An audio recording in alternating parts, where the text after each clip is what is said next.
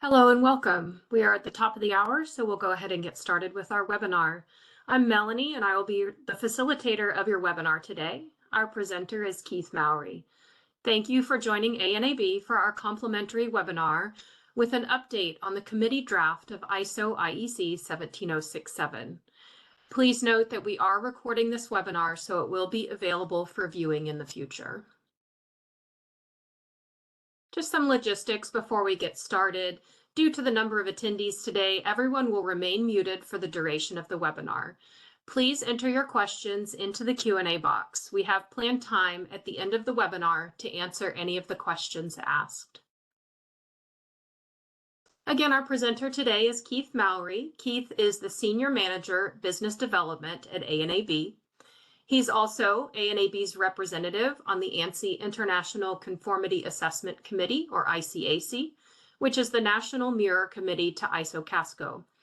He has served as an ICAC chair for over 20 years and has over 30 years of experience with ISO standards and guides for conformity assessment. With that introduction, Keith, I'm going to pass the ball over to you and let you get going. Thanks so much, Melanie, and hi to everybody. Thanks for spending some time with us today. I want to start very briefly, with just a review of the stages of the ISO standards development process. There are 6 stages, and the first and the last are kind of common sense. The first is the proposal stage, and the last is the publication stage. Work has to get started, and then something has to get published, so those stages are pretty obvious. It's really the 4 in between that are of most interest. And the ISO directives give these stages a specific name: the preparatory stage, committee stage, inquiry stage, and approval stage. But really, when you hear about ISO standards and their development, most people refer to these stages based on the names of the kinds of drafts that are created in each stage. So you really hear terms more like the working draft stage, because it's a working draft that's created in that first stage, and the committee draft stage, and the draft international or DIS stage, and the FDIS stage. And of these stages, really only 3 of them are required by the ISO directives. Obviously, the first and the last stage are always going to be in place, but it's really just the DIS stage that's required by the ISO directives. So it's possible to develop an ISO standard through just that one stage. Now, in ISO CASCO, excuse me, in ISO CASCO, usually there are the 3 stages highlighted here that are used. There's the working draft stage, the committee draft stage, and the DIS stage. And at that working draft stage, all of the work and all of the comments and all of the documents stay inside the working group. Nobody outside the working group generally sees those. And then in the CD stage and the DIS stage, the documents are distributed out to the CASCO national member bodies, and those CASCO national member bodies provide the input on the ballots in these stages. And there can be multiple ballots within each stage as needed. Now, today we're going to talk about the revision to 17067. And in the revision process, the committee draft, or the CD stage, was just completed. And in this stage, the ISO CASCO member bodies are asked to provide comments on the draft that's balloted, but there's no vote, right? There's no vote to approve or disapprove the draft. It's simply a draft distributed out to all the ISO CASCO member bodies, and they submit their comments. So how did we get to this CD stage for 17067? Well, I'm going to briefly just summarize this, that a CASCO resolution was proposed by the German National Member Committee to CASCO, and that's run by DIN. And the resolution was to revise 17067, and included in that proposal was a proposal to significantly expand the scope. The current 17067 provides guidance for schemes for product, process, and service certification. But the resolution from Germany said, let's revise this standard and let's broaden the scope to all conformity assessment schemes. So that's a big change. And the CASCO members voted on that resolution, and it was approved. And as a result, because the work has started on this revision to 17067, the next systematic review of 17067 has been preempted. There's no need for a systematic review because the whole document's already undergoing revision. So CASCO formed Working Group 65 to work on this revision of 17067, and I'm a member of that working group. And we've had several meetings, and we went through 3 different working drafts in that first stage, and that sounds like a lot, but it's really not unusual when you consider how much the scope of this document is being expanded. In effect, we have to write guidance for any kind of scheme, for any kind of conformity assessment. Now, the committee draft ballot that was issued closed at the end of February. And if you would like more information about some of the concepts and some of the ideas that led up to this proposal and this initial draft of the revised 17067, you can listen to the pre-recorded ANAB webinar from last June, from June of 2024.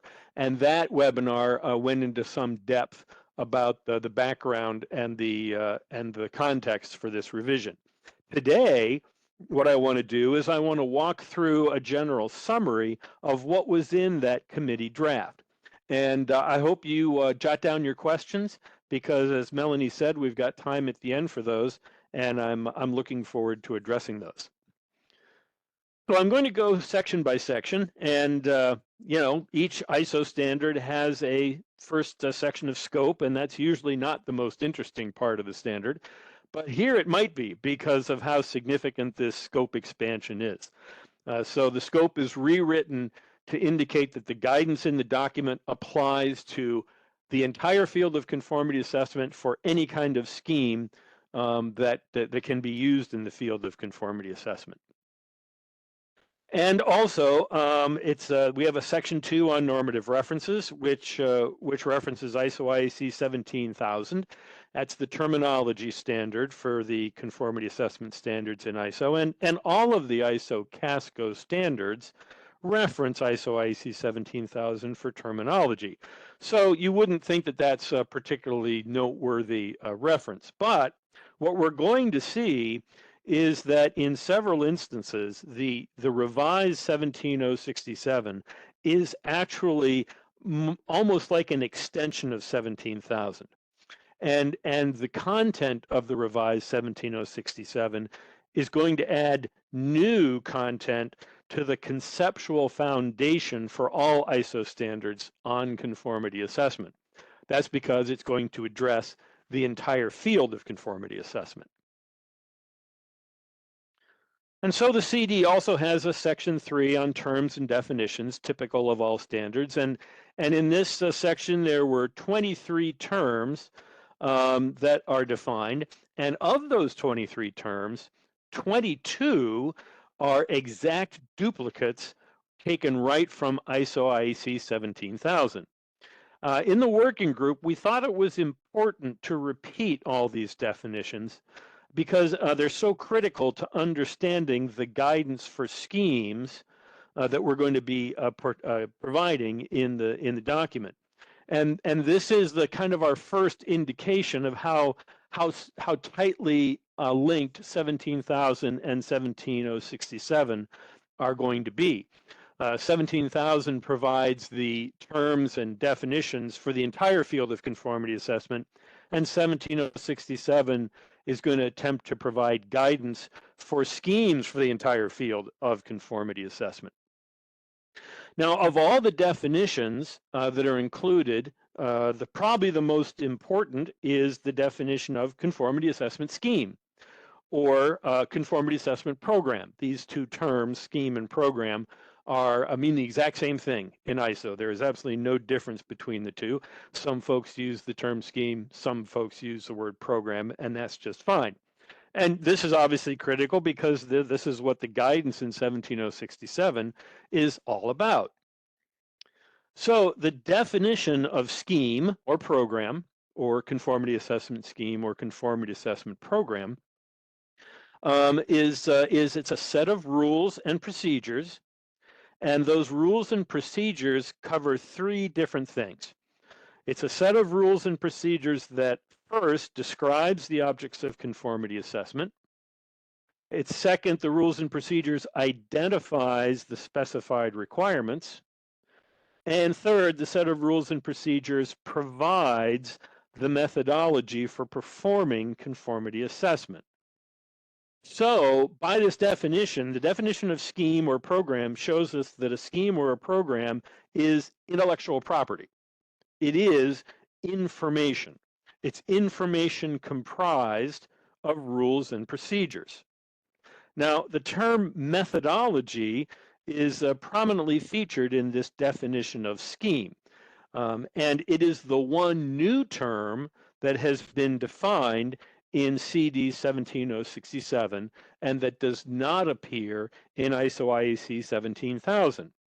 As a working group, we thought we should give some clarity on the meaning of methodology, since that concept is discussed in so much detail in the guidance throughout 17067. Now, the combination of the definitions of scheme and conformity assessment actually provide an even clearer description of what a scheme is, its role, and how it's used. Specifically, if we plug in the definition of the term conformity assessment into the definition of scheme, we get a longer, but I think plainer explanation of what a scheme is. So the definition of conformity assessment is demonstration that specified requirements are fulfilled.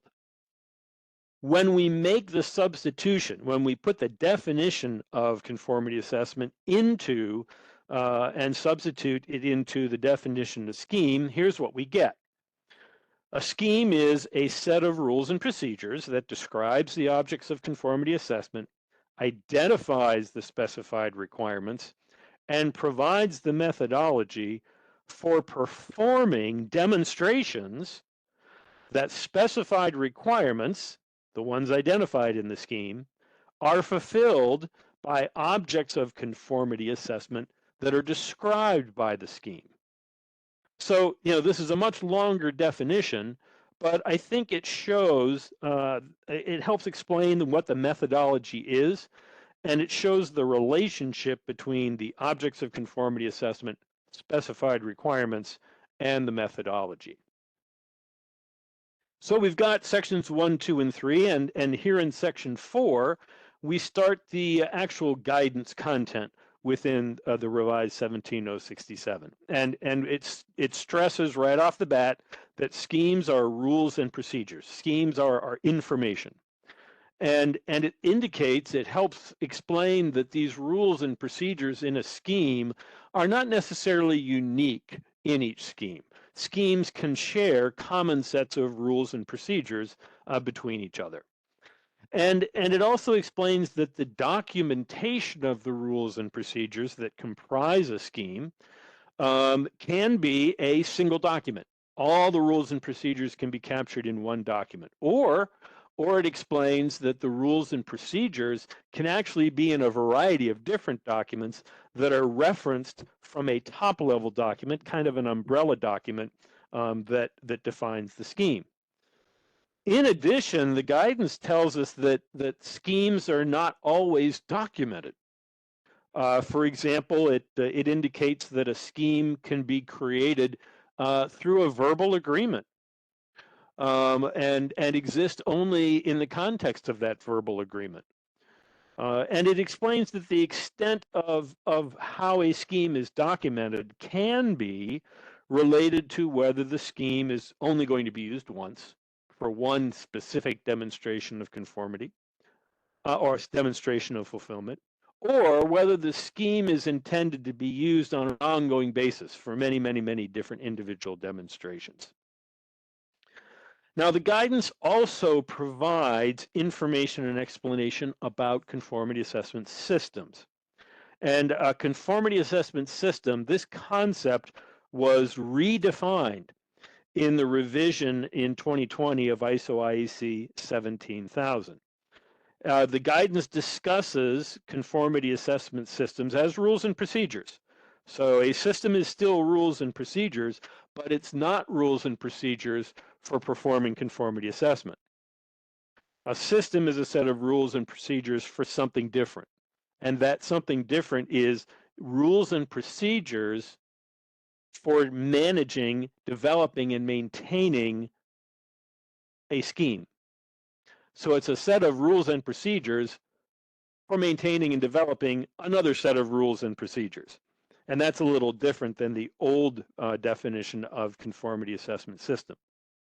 And of course, the guidance here in 17067 also discusses the three elements that are covered by the rules and procedures of a scheme. It gives some more background and description of objects of conformity assessment, specified requirements, and methodology. That goes beyond the information that's provided in 17,000, but still links back to the definitions of some of those terms in 17,000. Then we come to Section 5. Section 5 deals specifically with the idea of the methodology, the rules and procedures for methodology in a scheme, and Section 5 deals with this in much more detail. And specifically, the guidance provides a link between the methodology for performing conformity assessment that's provided by the rules and procedures in the scheme, the link between that and the functional approach.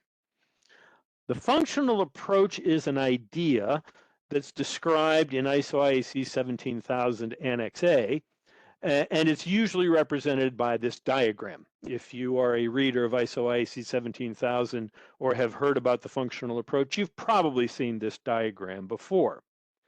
And in 17,000, the functional approach is really described as an elaboration or as a further definition of conformity assessment. And that is conformity assessment, as we saw, is defined as demonstration that specified requirements are fulfilled. But what 17,000 goes on to say is that it's not just any demonstration. Conformity assessment is a demonstration that follows this functional approach, this kind of generic process. And 17067, the CD, takes that idea further and further explains that the functional approach, you can see this very, very general process that's shown in this diagram. The functional approach, 17067 explains, the functional approach is the framework or the template for the methodology in every scheme, right? It's the common basis for any scheme's particular methodology. Or, to put it another way, the methodology in a scheme is the set of rules and procedures for the conformity assessment activities within each of the functions of the functional approach. So here we see that there's a very tight linkage starting with the functional approach and then getting us to the rules and methodologies of a scheme, which then tell us specific activities to perform to make this functional approach come alive, right? And actually implement and perform conformity assessment in a very specific way. Now, the rules and procedures in the methodology in a scheme tell us the activities of within the functions of the functional approach when we initially perform them, but they also tell us about the activities we perform during surveillance. And surveillance is a loop back, as you can see from the diagram on the far right there. Surveillance is a loop back through the three functions in the functional approach. And the methodology in the scheme is going to tell us the activities that we would perform in that surveillance loop back through those functions. So this section 5 also explains that any person or organization performing a conformity assessment activity within the functional approach and in accordance with the rules and procedures of the methodology, any person or organization doing one of those activities is by definition a conformity assessment body or an accreditation body. And collectively, all these persons or organizations are referred to just as bodies when you want to refer to them as a group. This even includes the person or organization that provides the object of conformity assessment. If that person or organization performs an activity per the methodology in the scheme, then that provider is a conformity assessment body.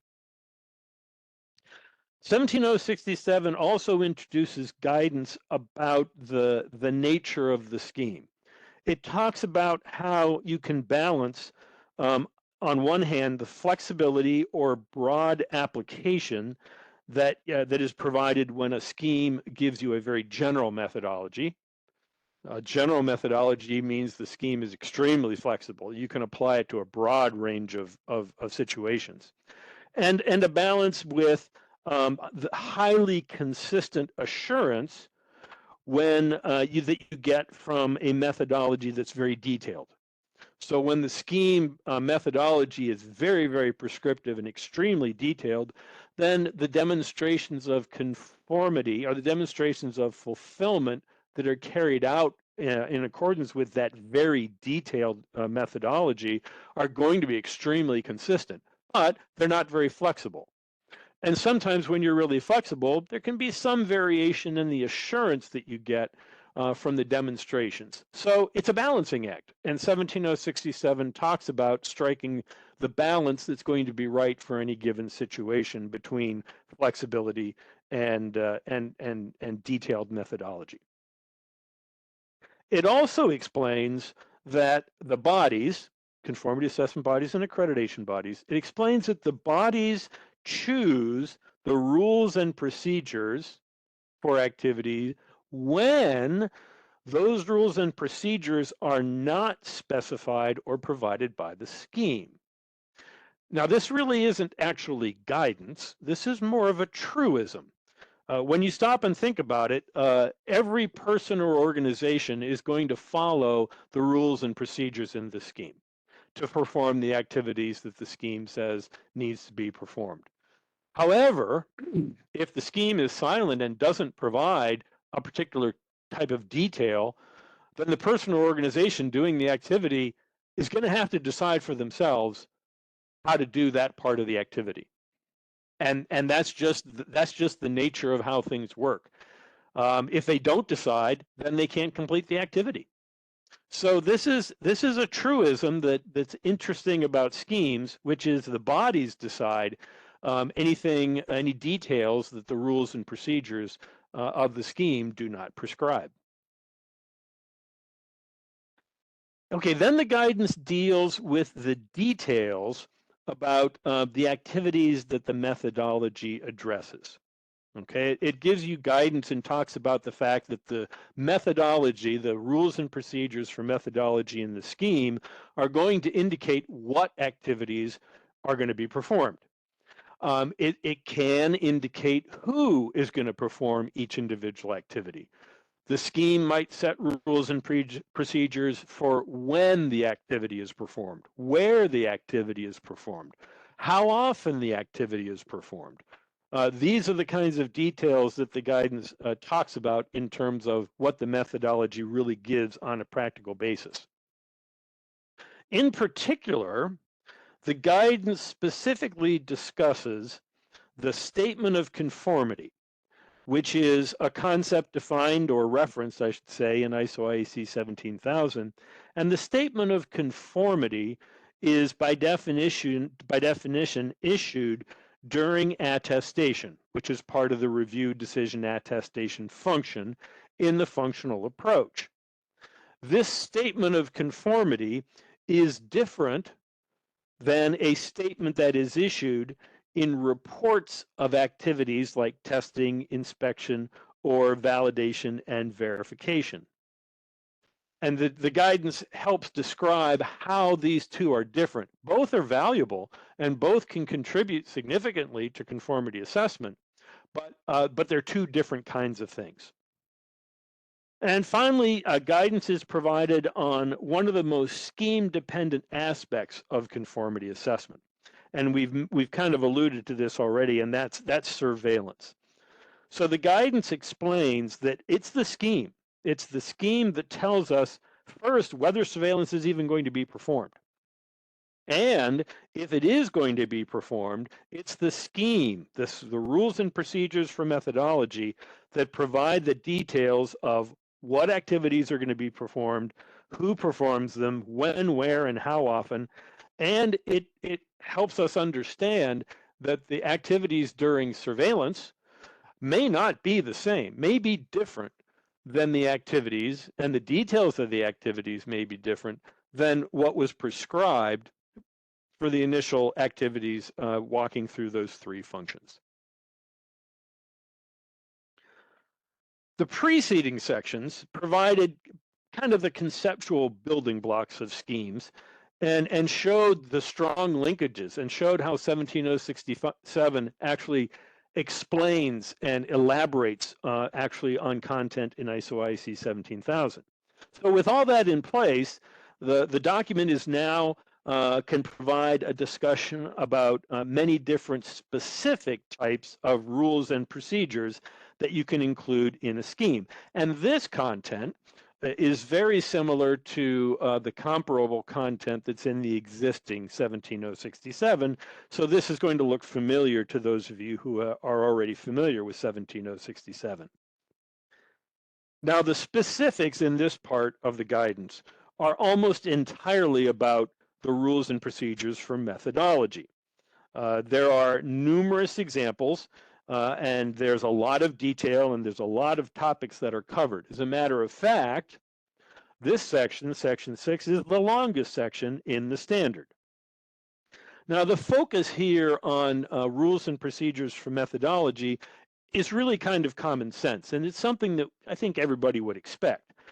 Because in reality, when we actually do conformity assessment, the objects of conformity assessment and the specified requirements, logically those exist, they already exist before there's a need that arises for conformity assessment and thus the need for a scheme. As a result, the rules and procedures for objects of conformity assessment and specified requirements, those rules and procedures are pretty straightforward, since they're really just going to reference or describe or identify something that already exists in all likelihood. But the rules and procedures for the methodology, this is going to create something new. The very particular set of rules and procedures for this methodology, for this scheme, is probably going to be new and unique and not have been documented before. So that's it, right? That's the guidance. That's all we need for guidance on schemes, because we have guidance on the conceptual building blocks. We see the linkages and the elaborations of the concepts in 17,000. And based on that, we get lots of detailed examples and guidance for specific rules and procedures to include in a scheme. And so we're all set. We've got everything we need for a scheme. Well, schemes don't write themselves, nor do they maintain themselves. So the guidance keeps going. And in section 7, guidance is provided not about the schemes, the rules and procedures per se, but guidance is provided about what is the person or organization who's the owner or the owner of the scheme, or what we more commonly hear about or refer to is who is the scheme owner. And that's defined as the person or organization that is responsible for the development and maintenance of the rules and procedures that comprise a scheme. Now, as we noted, a scheme is intellectual property, and the owner of the scheme is literally the owner of that intellectual property. So the idea of scheme owner, that concept, is comparable and kind of the same idea as the intellectual property owner. And if you think of it that way, it helps you keep straight what a scheme owner is and kind of some general perception of what they do. Section 7 also provides guidance on the general responsibilities of the scheme owner, okay, especially responsibility to decide various aspects of the methodology. One key responsibility that the scheme owner has includes deciding on the use of first, second, and third party activities within the scheme. So the guidance explains first, second, and third party activities, which are clearly defined in ISO IEC 17000, and it highlights the fact that there are no ISO definitions for first, second, or third party bodies. In ISO CASCO standards for conformity assessment, we only have definitions and concepts for first, second, and third party activities. So the scheme owner has the responsibility for defining which activities in the framework of the functional approach, right? Which activities will be first, second, and third party activities? Which activities could be done by one or more of those ways, first, second, second and third, first, second, and third party activities, or they have the responsibility for deciding that the scheme isn't going to set any specification at all in the rules and procedures. And again, this would all be part of the rules and procedures for the methodology. This would kind of feed into the idea of who is going to perform the activity. Who performs the activity generally is an indication and drives whether it's a first, second, or third party activity. If the scheme leaves this part of the rules and procedures undefined, then who chooses? Who decides if it's going to be a first, second, or third party activity? Well, we've answered that. It's the bodies that perform the activity that are going to decide that if the scheme does not set any rule or procedure. They have to decide it because they're the ones who actually have to complete the activities. Now, speaking of those bodies, decisions need to be made. The scheme owner needs to make decisions about whether the bodies that are going to perform activities as specified by the methodology in the scheme, do those bodies need to meet any requirements? And typically, those bodies will meet requirements for competence, consistency, and impartiality.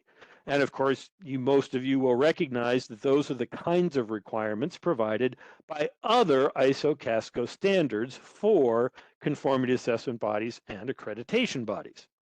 The scheme owner decides and records in the scheme through rules and procedures whether such standards are invoked as requirements for the bodies that are going to be performing activities. The guidance also explains a consequence of specifying those ISO CASCO standards as requirements for bodies.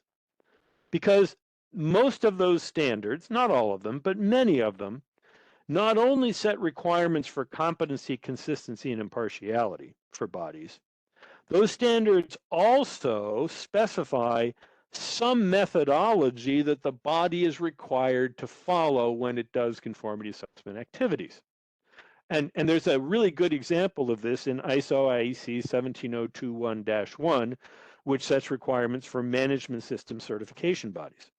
In that standard, the management system certification body is required to follow a methodology for stage 1 and stage 2 audits of management systems. So using that as an example, the scheme owner has the responsibility for making sure that the methodology in the scheme is compatible with any methodology that's referenced in these ISO CASCO standards for the bodies that are going to be performing activities. Now, the guidance also broadens out beyond just responsibility of scheme owners. It provides examples of who can be a scheme owner And it also provides examples of the use of conformity assessment systems as a way that scheme owners can systematically maintain and develop schemes. It provides guidance on the ownership, development, and management of a successful scheme. What are some practices that should be followed? And finally, the section explains scheme integrity. It explains what that concept means and what it's intended to accomplish. And it provides guidance for choosing whether to include scheme integrity activities and how to balance the costs and benefits of those scheme integrity activities. Up to this point, the sections in the 17067 CD described what a scheme is, the basis and the functional approach, the contents of the scheme, and then guidance like we just talked about who develops and maintains the scheme. And you can see that this is kind of a continuum from the very theoretical and by each section we get more and more practical in terms of the guidance. And to continue on that path, this last section, for those interested and involved in the schemes, provides the most practical guidance of all. How do schemes come into being? How are they used? And how are they discontinued? In other words, guidance about the life cycle of a scheme. Now, a scheme is created and conformity assessment is performed in accordance with it to satisfy a need or demand or an expectation for assurance that objects fulfill specified requirements. In other words, the creation of a scheme and the performance of conformity assessment in accordance with it is a conformity assessment solution to that need for assurance. And the guidance explains that the life cycle of a scheme is the same as the life cycle of this overall conformity assessment solution, this particular type of demonstration that requirements are fulfilled. The guidance about the life cycle of the scheme in the CD is actually kind of a generic framework for developing and managing a scheme. It's actually a framework for a conformity assessment system. So just as the functional approach is a template or a starting point for the methodology in the scheme, Clause 8 is the template or the starting point for thinking about creating rules and procedures for a system. In other words, rules and procedures for developing and maintaining the scheme throughout its life cycle. Now, you probably noticed that I said Section 8 was the last section. But what I really said was Section 8 was the last section for those involved in a scheme. You know, scheme owners, the bodies, the providers of the object of conformity assessment, maybe even the developers of the specified requirements. Those are the folks involved in the scheme. So you might be asking, well, then if that was the end, why is there a Section 9 and a set of annexes? Well, Section 9 and the annexes are the final part of the guidance, and really it's intended for those individuals or groups who are outside the scheme, the folks who need assurance of fulfillment of specified requirements. So the guidance in Section 9 provides an explanation about how schemes are often, frankly, labeled based on a particular activity that's included in the scheme. For example, some schemes are labeled an inspection scheme or a personnel certification scheme or an accreditation scheme or a verification program. Remember, program and scheme are the same. And they're labeled that way because the scheme or program includes that particular activity. But what the guidance explains is that those kinds of labels, maybe they've been useful in the past, but more and more, they aren't telling the whole story, right? And they may actually be misleading. The guidance explains that you have to look at the contents of the scheme, the details of the scheme. That's where you're going to get reliable information about what that scheme is comprised of and what's happening in that scheme. You're not really going to get that kind of complete information just from a label. As a result, the guidance talks about it being more appropriate to talk about schemes that include, or schemes including, one or more activities instead of using a label for a scheme. For example, it may be more appropriate to speak of a scheme which includes inspection instead of calling it an inspection scheme, since there are many other activities in that scheme in addition to inspection, and those might be very important, and thus the label inspection scheme doesn't really tell the whole story.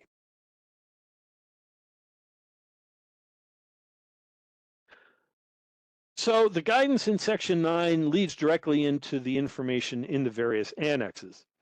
Like Section 9, the annexes are primarily intended for those outside the scheme who need assurance of fulfillment of specified requirements. Each annex describes the characteristics of schemes which include a different type of activity.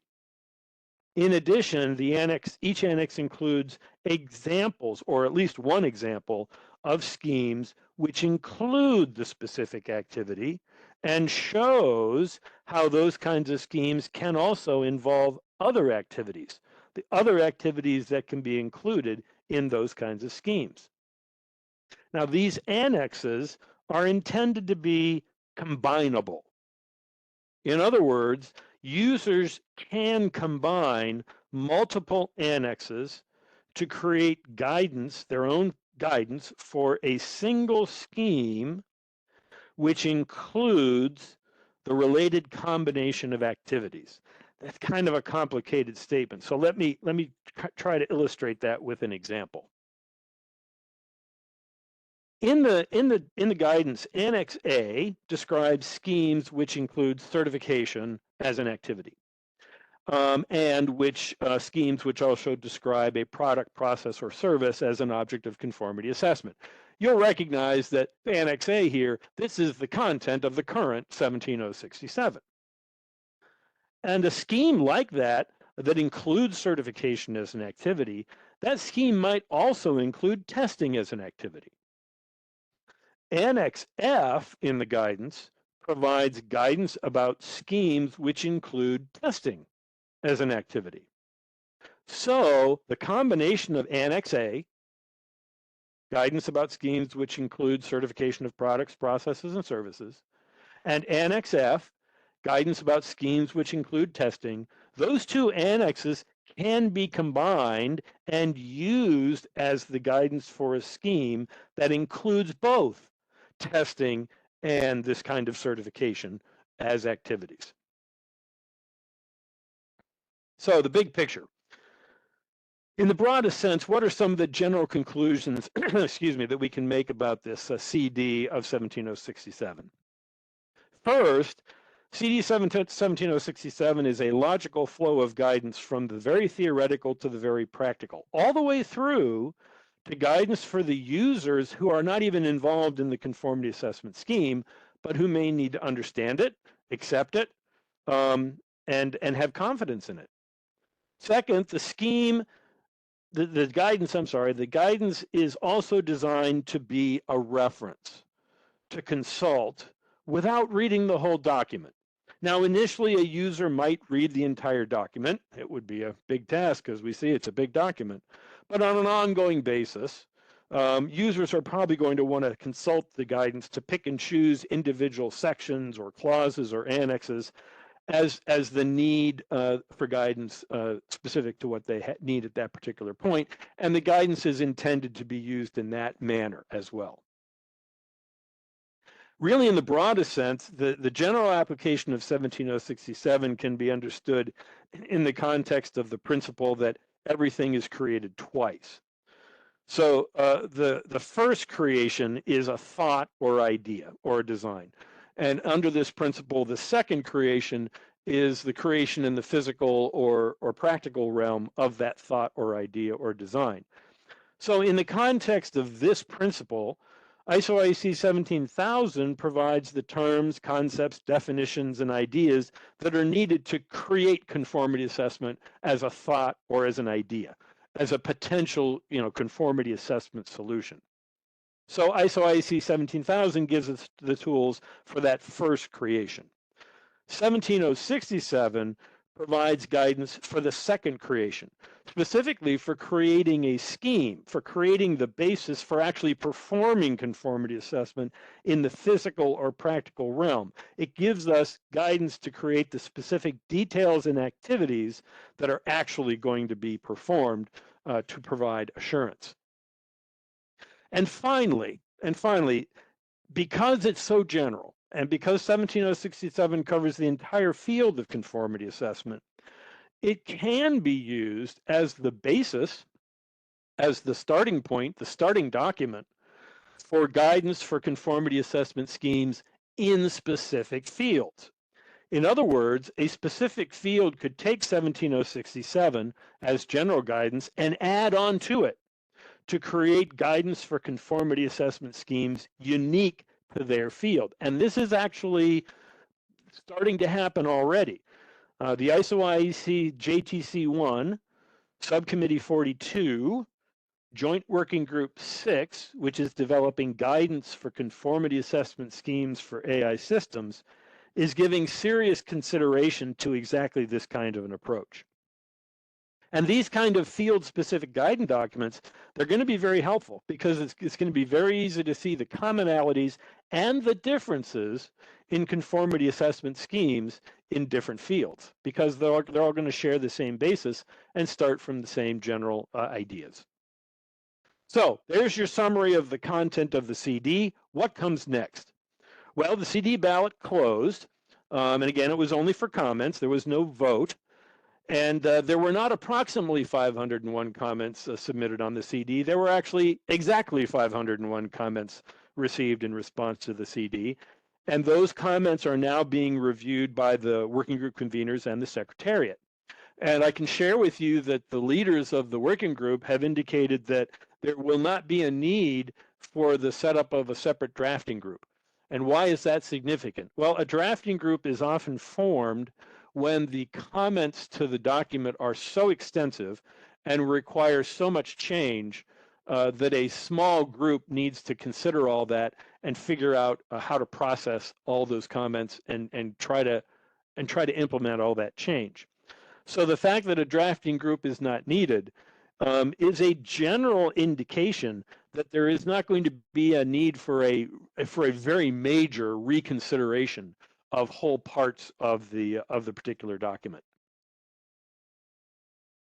CASCO Working Group 65 is going to meet from at the end of April, and we will consider all the requirements that are submitted. And that's when we as a working group will decide whether we can go to the next stage, which is a DIS ballot, or whether we need to go back because we've made so many changes that we need more input on a second CD ballot. The early indications are that it looks more like a DIS ballot than a CD2. I'm not trying to influence anybody. I'm just saying those are the initial indications. The decision will be made by the working group. However, if it is a DIS ballot, I would point out that the DIS ballots are often the last stage of comment before a document gets published. And so that brings you up to date with where we are today. I will turn it back over to Melanie and look forward to hearing about some of your questions. Great. Thank you so much, Keith. That was a really in-depth explanation of the committee draft. While we allow you to enter some of your questions into the Q&A panel, I just want to go over some additional resources that ANAB has for you. We have many different media to further your understanding of standards, management systems, assessment, accreditation, etc. On the ANAB website, we have a few free webcasts on a variety of topics. They're about 5 to 20 minutes long, depending on the topic. You can view them at any time. If you ever have any ideas for other webcast topics, please feel free to reach out to us with those topics. We also have a blog page with a wealth of information related to accreditation, standard requirements, and other topics. We do our webinars monthly. Our next webinar is going to be with the Water Council on water stewardship, so stay tuned for that. Then we also offer training in many different areas, including overviews of standards such as 17067, as well as other topics like risk-based thinking and internal auditing. Most of our training is live online or self-paced online as well. We also have other resources that can be found on the ANAB website at anab.ansi.org. So now we will get into your questions. We have had a few questions come into the Q&A box, so I will read those off for you, Keith. The first one says, could you provide an example of what activity is not covered by the old 17067, but is included in the new 17067? Sure, I'd be happy to do that. So the old 17067 only talked about activities in a scheme for product, process, or service certification. You would find no guidance in that document about a scheme, for example, where the object of conformity assessment is a person, or is a management system, or is anything other than a product, process, or service. In addition, the old 17067 was focused solely on schemes that for certification of products. You would not find any guidance or information there about a scheme where a product, a process, or service, or any other object of conformity assessment results in a declaration, like a supplier's declaration of conformity. 17067 is much broader. It is not limited to just products, processes, and services. And it's not limited to just certification. So some activities that are discussed in 17067 that are not discussed, that are discussed in the new 17067 that are not discussed in the current 17067 are activities like supplier's declaration of conformity, peer assessment, management system certification, inspection, testing. All of those topics and their impact on conformity assessment schemes are dealt with in the new CD. Excellent. Then we had this question come in. It says, in the presentation, you mentioned schemes created verbally or by verbal agreement. Can you give an example of such a scheme? Oh yeah, great. I'd love to do that because this is a real interesting dialogue within the working group. I'll give you an example. I'm buying a used car, and I'm buying a used car from my neighbor who's selling it to me, and I tell my neighbor the price I'm willing to pay, but I'm only willing to pay that price if the car gets inspected at a dealership, and any of the costs that are for repairs that are needed or to get the car up to its normal maintenance schedule. I'm only willing to pay the price if those repairs or service are going to cost $1,000 or less. And so my neighbor agrees to that. And what have we done? We've just created a conformity assessment scheme. We've described the object of conformity assessment. It's this in specific car that I'm going to buy. We've identified the specified requirements. Any needed repairs, right, have to be at a cost of $1,000 or less, and we've provided the methodology for how we're going to demonstrate that the car fulfills that requirement. We're going to give it to a dealership, and the dealership is going to inspect the car and give us an indication of what repairs are needed for that car. That is a verbal scheme. It's a conformity assessment scheme that will only be operated once. And what that example shows is how broad the concepts of conformity assessment are. That's how broadly ISO IEC 17000 and 17067 can apply.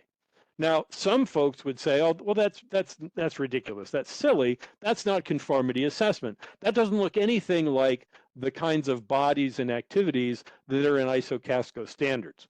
And certainly that's true. This example, you really wouldn't have those kinds of ISO CASCO standards apply. But conformity assessment as a field is broader than just the viewpoint we get of it through those conformity assessment bodies for standards at ISO. The breadth of conformity assessment is better represented by 17,000 and 17067. So there are verbal schemes, particularly in business-to-business or consumer-to-consumer transactions, that are created all the time, and it's a good way to see how broad conformity assessment actually is. Perfect, thank you. We had two questions come in that are basically the same. It says, assuming that the standard goes to DIS, what time frame for publishing the final version are we looking at? And what would be the estimated date of the official publication? Sure, happy to speculate a little bit on that. So a disc ballot is longer. A disc ballot is commonly, I think, 16 weeks or more, maybe 20. So we've got this meeting at the end of April. If we do all of our work and make of all our decisions, it would probably take another month or two to get the new version of the standard ready for ballot. And at the disc level, the standard gets translated. It gets translated into the official languages of ISO. So there's some lead time up front for that translation of a couple of months, and then about a 4-month ballot. So if we had a document that was ready to go into that translation and subsequent ballot stage, let's say we had that ready by the end of July, that DIS ballot would then close by the end of, for 2 months for translation, 4 months for a ballot, it would close at the end of January of 2026. And like if it follows the pattern of many CASCO standards, and that's the last stage needed for development, then the publication, I think, would be a month or two after that.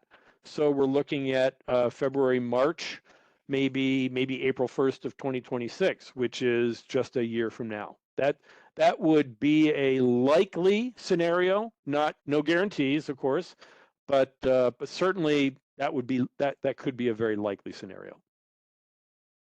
Okay, the next question is, in the testing field, would the new 17067 be useful for developing test plans, or is that something different? Oh, excellent question. So the guidance really does actually addresses this. The methodology, the guidance talks about the methodology for a scheme being rules and procedures for a whole variety of activities, right? And it even explicitly says that this methodology in a scheme, which addresses many activities in all three of the functions, that is a different concept than a method for performing an individual activity, like an individual test, or an audit plan for one specific individual audit, or an inspection procedure for a very specific kind of inspection for a specific kind of product. The guidance talks about how those very specific individual methods can be referenced and be part of the bigger methodology, but they are not the same as the methodology, because the methodology covers the entire functional approach, potentially including surveillance. And so one individual method for one individual test, the guidance talks about, yes, certainly that can be referenced and be part of the methodology, but that's not the kind of thing that we're talking about in the guidance, in this particular guidance document. We're talking about developing the rules and procedures for all the activities in all of the functions of the functional approach. All right, the next question, there's 3 questions. How long does it typically take to review a scheme package? Is there a template available for application? And once the package is approved, does it get assigned a specific number to proprietary schemes, or will it fall under 17067? Well, the question is based on, it sounds like these 3 questions are based on an assumption. And the assumption is that there's going to be some sort of formal scheme review process. And while in some instances that is certainly the case, it is not always the case. There are schemes that are developed, for example, by regulatory authorities. They develop a conformity assessment scheme for demonstrating fulfillment of regulatory requirements. And we all know that regulatory processes certainly have different types of public comment and input built into them. But once that's over, and we all know that regulatory authorities have the final decision, they have the authority and the responsibility for making the final decision of what a scheme might look like, that once they make that decision, there's not going to be anybody else who's going to review it, capture that review in a template, or give that scheme a particular designation. So the question is interesting in that I think it shows that assumption that it's based upon. Now, to answer a little bit more, when somebody reviews a scheme for some particular purpose, and there are certainly instances where that happens, the length of time it takes to review a scheme is pretty much directly proportional to how complicated and how clearly presented the scheme is, as well as how well the scheme documentation relates to and tracks with the kinds of characteristics that the reviewer is interested in. And let me give you a quick example. There are some schemes that are written with a lot of prose, right? A lot of descriptive information, and they go into a lot of detail about the background and the context and what was done to develop the scheme and the intended uses and how it might be used and modified in the future. And that's all good context, but from an organization like a conformity assessment body that wants to review the scheme to see, are there activities here that I could perform, and is that a service that I want to offer? All that prose and background information, it can be hard to wade through, and it can be hard to filter that out to get to the parts of the scheme that are pertinent to that conformity assessment body. Or likewise, someone who might be interested in using the scheme to have their object of conformity assessment demonstrated and get the certificate or the report or the internet listing or whatever the scheme offers as the statement of conformity at the end, they're probably going to be very interested in first, what are the specified requirements? And so some of that prose and background, they have to wade through that and kind of find the more specific information on the specified requirements that they're interested in. So the scheme review is going to depend on how complex the documentation of the scheme is, the point of view of the person reviewing it, why are they reviewing it, what is it they're trying to understand. I'm not aware of any particular template for reviewing a scheme because I think different parties are going to review schemes for different purposes and want to find out different things. So there wouldn't be one common way to do it. And I'm certainly not aware of any sort of registry or database that's offered by any organization anywhere to catalog different schemes, give them a unique identifier, so that there's this library of known schemes that are out there. I'm not aware of that. That's an interesting idea. It's a very big idea when you consider how big and how varied different schemes and how many schemes actually exist. So I'm sorry I can't give you a better answer, but that's what I would observe about how things are today. All right, and I do recognize that we are at the top of the hour, so if anyone needs to hop off, we are recording this and it will be posted on our website in the future. There are just two more questions, Keith, if you're available to answer those. Sure, happy to. Great. The next one would be, could you discuss the use of statement of conformity application, for instance, in a scheme that includes inspection and no other activity? Sure. Happy to describe that. And for that kind of discussion, we go back to ISO IEC 17000. And not 17020 for inspection bodies. First, we go to 17,000. And 17,000 defines and explains that within the ISO CASCO standards, now this is all within the context of ISO CASCO standards, inspection is a particular kind of activity. It's actually a specific kind of activity in the middle, the second function in the functional approach. 17,000 tells us that that's called the determination function, and inspection is one of several types of determination function activities that 17,000 defines explicitly. And so as a result, when that activity, inspection, is performed, the output of that activity is a set of results about and information about the object of conformity and its fulfillment of specified requirements. Same thing with testing. Testing is a comparable activity to inspection. It's a determination function activity as defined in 17,000. It's not the entire functional approach. It's just that middle function. But in both testing and inspection, I'll use both as an example, the results of the activity, the results of inspection and the results of testing certainly can include an indication about whether the samples or the items that were inspected or tested, whether those particular samples or items met the specified requirements. Of course, that's included in the results of inspection and the results of testing all the time. Very, very common.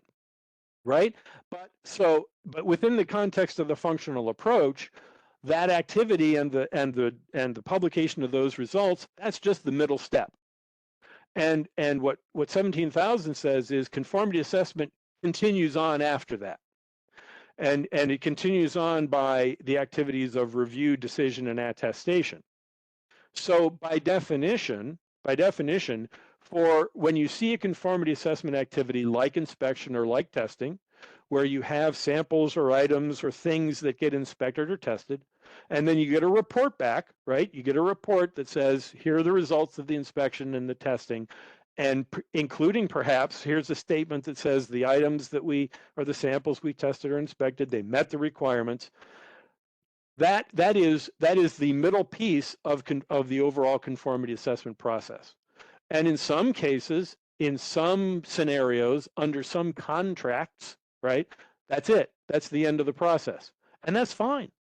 There's no law, there's no requirement that says that when you do a determination function activity, you absolutely have to then go on and do a review, decision, attestation. No, it's there if you want to complete the full conformity assessment process. But if your needs are met by a valid inspection report or testing report that has this kind of statement about the items or samples tested or inspected, great, please, by all means, stop there.